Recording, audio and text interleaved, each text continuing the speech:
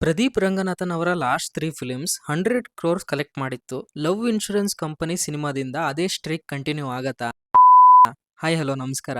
LIK love insurance company ಇದು ಪ್ರದೀಪ್ ರಂಗನಾಥನ್ ಮತ್ತೆ ಕೃತಿ ಶೆಟ್ಟಿ ಅವರು ಆಕ್ಟ್ ಮಾಡಿ ವಿಘ್ನೇಶ್ ಅವರು ಡೈರೆಕ್ಟ್ ಮಾಡಿರೋ ಸಿನಿಮಾ. ಸಿನಿಮಾದ ಒಂದ್ಲೇನ್ ವಿಚಾರಕ್ಕೆ ಬಂದ್ರೆ, ವಾಸ್ ಮತ್ತೆ ಧೀಮಾ ಅನ್ನೋ ಎರಡು ಕ್ಯಾರೆಕ್ಟರ್ಸ್.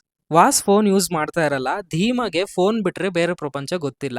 ಬರೀ LIK ಅನ್ನೋ ಅಪ್ಲಿಕೇಶನ್ ಮೇಲೆ ಡಿಪೆಂಡ್ ಆಗಿರ್ತಾಳೆ. ಈ LIK ಆಪ್ ನ ಸಿಒನೇ ನಮ್ಮ ಎಸ್.ಜೆ. ಸೂರ್ಯ ಅವರ ಕ್ಯಾರೆಕ್ಟರ್. ಹೀಗಿರುವಾಗ ವಾಸ್ಗೆ ಧೀಮಾ ಮೇಲೆ ಲವ್ ಆಗತ್ತೆ. ಮುಂದೆ ಏನಾಯ್ತು, ಅವರಿಬ್ಬರ ಪರಿಸ್ಥಿತಿ, ಲವ್ ವರ್ಕೌಟ್ ಆಯ್ತೋ ಇಲ್ವೋ ಅಂತ ತಿಳ್ಕೊಳಕ್ಕೆ ನೀವು ಸಿನಿಮಾನ ನೋಡ್ಲೇಬೇಕು. ಬನ್ನಿ ಸಿನಿಮಾ ಹೇಗಿದೆ, ನನಗೆ ಏನ್ ಅನ್ನಿಸ್ತು ಅಂತ ಸ್ಪಾಯ್ಲರ್ಸ್ ಇಲ್ದೆ ಡಿಸ್ಕಸ್ ಮಾಡ್ಕೊಂಡು ಬರೋಣ.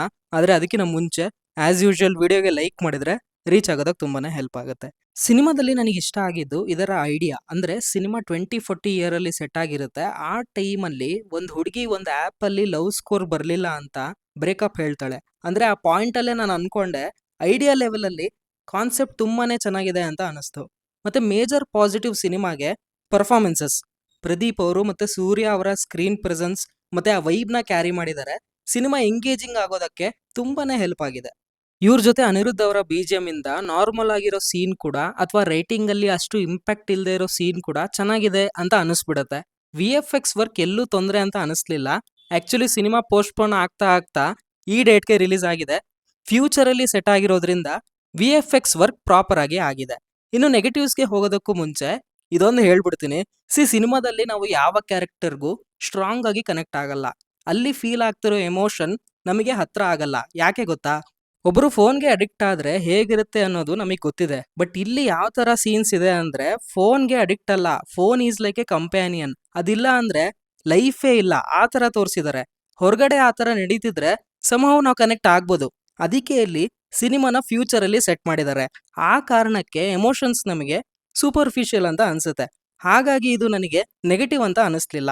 ಒಂದ್ ಸ್ವಲ್ಪ ಆಡಿಯನ್ಸ್ಗೆ ಹಾಗ ಅನಿಸ್ಬೋದು, ಬಟ್ ನನಗೆ ಅದು ತೊಂದರೆ ಆಗ್ಲಿಲ್ಲ. ಯಾರಿಗ್ ಗೊತ್ತು 2040ಲಿ ಏನಾಗುತ್ತೋ ಏನೋ, ಈ AI ಅನ್ನೋದು ಯಾವ ಲೆವೆಲ್ ಅಲ್ಲಿ ಇರುತ್ತೋ ಏನೋ.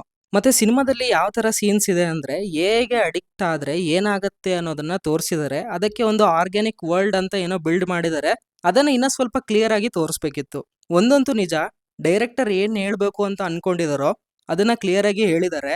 ಸಡನ್ ಆಗಿ ಕ್ಯಾರೆಕ್ಟರ್ ಬಿಹೇವಿಯರ್ ಚೇಂಜ್ ಆಗೋದ್ರಿಂದ ಕನೆಕ್ಟ್ ಆಗಲ್ಲ. ಇನ್ನ ಸ್ವಲ್ಪ ಇಯರ್ಸ್ ಆದ್ಮೇಲೆ ತುಂಬಾ ಜನಕ್ಕೆ ಈ ಮೂವಿ ಇಷ್ಟ ಆದ್ರೂ ಆಗ್ಬೋದು.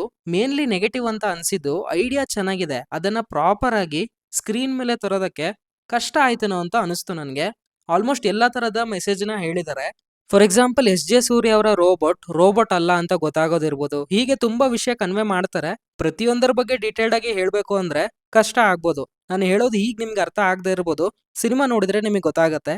ಸಿಂಪಲ್ ಆಗಿ ಹೇಳೋದಾದ್ರೆ, ಸಿನಿಮ್ಯಾಟಿಕ್ ಲಿಬರ್ಟಿ ಅನ್ನೋದು ಈ ಸಿನಿಮಾಗೆ ಜಾಸ್ತಿ ಆಗಿದೆ. ತಪ್ಪಲ್ಲ, ಬಿಕಾಸ್ ಇದರ ಐಡಿಯಾ ಹಾಗೇ ಇದೆ. ಪ್ರದೀಪ್ ರಂಗನಾಥನ್ ಅವರ ಪ್ರೀವಿಯಸ್ ಫಿಲ್ಮ್ಸ್ ಕಂಪೇರ್ ಮಾಡಿದ್ರೆ ಈ ಸಿನಿಮಾ ಅಷ್ಟು ಕನೆಕ್ಟ್ ಆಗಲ್ಲ. ಇದೊಂಥರ ಬೇರೆ ತರದ ಸಿನಿಮಾ. ಒಟ್ನಲ್ಲಿ ನನಗೆ ಸಿನಿಮಾ ಪರವಾಗಿಲ್ಲ. ಹೇಳ್ಬೇಕು ಅಂತ ಅನ್ಕೊಂಡಿರೋ ವಿಷಯ ಚೆನ್ನಾಗಿದೆ ಅಲ್ವಾ ಅನ್ನೋ ಒಪಿನಿಯನ್ ಬಂತು. ಬಟ್ ಸಿನಿಮಾ ಆಗಿ ಇನ್ನ ಬೆಟರ್ ಆಗಿದ್ರೆ ವರ್ಕ್ ಆಗಿರೋದು.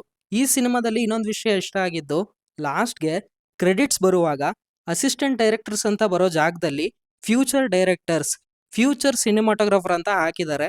ಖುಷಿ ಆಯ್ತು. ಒಂಥರ ಆ ಭಾವನೆ ರಿಯಲ್ ವರ್ಲ್ಡ್ ಅಲ್ಲೂ ಇದ್ರೆ ಇಂಡಸ್ಟ್ರಿ ಚೆನ್ನಾಗಿರುತ್ತೆ, ಟ್ಯಾಲೆಂಟ್ ಇರೋರ್ಗೆ ಚಾನ್ಸ್ ಸಿಗುತ್ತೆ. ಸೊ ಇದಾಗಿದೆ LIK ಸಿನಿಮಾದ ರಿವ್ಯೂ. ಚಾನಲ್ಗೆ ವಿಸಿಟ್ ಮಾಡಿ, ಬೇರೆ ಕಾಂಟೆಂಟ್ ನ ನೋಡಿ. ಇಷ್ಟ ಆದ್ರೆ ಸಬ್ಸ್ಕ್ರೈಬ್ ಮಾಡ್ಕೊಂಡು ಸಪೋರ್ಟ್ ಮಾಡಿ. ಮತ್ತೆ ಯೂನಿಕ್ ಕಾಂಟೆಂಟ್ ಜೊತೆ ಸಿಗ್ತೀವಿ. ಅಲ್ಲಿವರೆಗೂ filmy stuff by Nehal channel ಕಡೆಯಿಂದ ಬೈ ಬೈ.